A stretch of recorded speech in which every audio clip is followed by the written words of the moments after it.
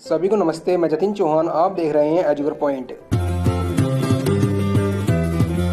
Guys, आज की इस वीडियो में हम बात करने वाले हैं लूना 25 के बारे में, जो कि रसिया का एक मून मिशन था जो कि अब फेल हो चुका है। चलिए जानते हैं इसके बारे में। जैसे कि करीब 50 सालों बाद रूस के चांद पर पहुंचने की उम्मीदों को उस समय करारा झटका लगा जब उसका स्पेसक्राफ्ट लूना 25 चांद के दक्षिणी ध्रुव पर उतरने से पहले ही क्रैश हो गया। रूस की अंतरिक्ष एजेंसी रोस्कोस्मोस ने इसकी आधिकारिक पुष्टि भी कर दी है।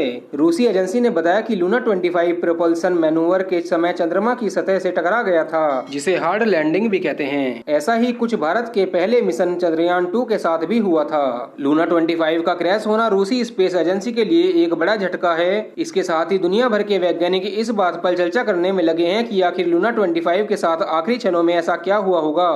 गौरतलब है कि रूसी साइंटिस्ट लूना 25 की सोमवार को चंद्रमा की सतह पर सॉफ्ट लैंडिंग की तैयारी में थे। बात करते हैं कि साउथ पोल पर क्यों नहीं पहुंच पाया अभी तक कोई भी देश। जैसे कि अभी तक चांद के साउथ पोल पर किसी भी देश का अभियान सफल नहीं हो पाया है। रूस की योजना चांद के दक्षिणी ध्रुव पर इस मानव रहित यान की सॉफ्ट लैंडिंग कराने की थी, लेकिन यह अब अधूरी रह गई है। ऐसे में अब भारत के पास अपने चंद्रयान 3 मिशन के साथ एक मौका है। यदि इसरो इसमें सफल होता है तो भारत एक नया इतिहास रच देगा। चलिए जानते हैं इसके बारे में रूसी स्पेस एजेंसी ने क्या कहा है। जैसे कि रूस की सरकारी स्पेस एजेंसी रोस्कोस्मोस ने एक आधिकारिक बयान जारी कर कहा है कि शनिवार दोपहर 2:57 पर GMT 11.57 के आसपास लूना 25 के साथ उसका संपर्क टूट गया था। टेलीग्राम पर जारी एक बयान में एजेंसी के द्वारा कहा गया है कि स्पेसक्राफ्ट एक अनजान ऑर्बिट में चला गया है और चांद की सतह से टकराकर फेल हो गया है। आप जानते हैं कि इसकी क्रैश होने की वजह क्या हो सकती है।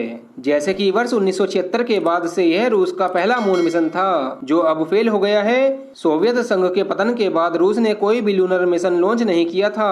फ्रांस के अंतरिक्ष विज्ञानी फ्रैंक मार्चिस की माने तो एक सॉफ्टवेयर गड़बड़ी ने रोस्कोस्मोस के सपने को चकनाचूर कर दिया है। उनके अनुसार निर्णायक कक्षा समायोजन के दौरान अप्रत्याशित लंबे इंजन के ओवरफायर के कारण यह मिशन फेल हुआ होगा। तकनीकी खराब के बाद करीब 10 घंटे तक लूना 25 से कोई संपर्क नहीं हो पाया था। लूना 25 के फेल होने के बाद अब सबकी नजर चंद्रयान 3 पर है। जैसे कि चांद के दक्षिणी ध्रुव तक पहुंचने में भारत के चंद्रयान 3 के मुकाबले में रूस ने लूना 25 मिशन लॉन्च किया था, जो अब फेल हो गया है। अब पूरी दुनिया की नजरें भारत पर टिकी हुई हैं। भारत का चंद्रयान 3 अगले हफ्ते चांद की सतह पर उतरने को तैयार है। चलिए थोड़ा सा जान लेते हैं चंद्रयान 3 की लैंडिंग के बारे में। जैसे कि लूना 25 के नाकाम होने के बाद अब सभी की निगाहें चंद्रयान 3 की सॉफ्ट लैंडिंग पर लगी हुई है।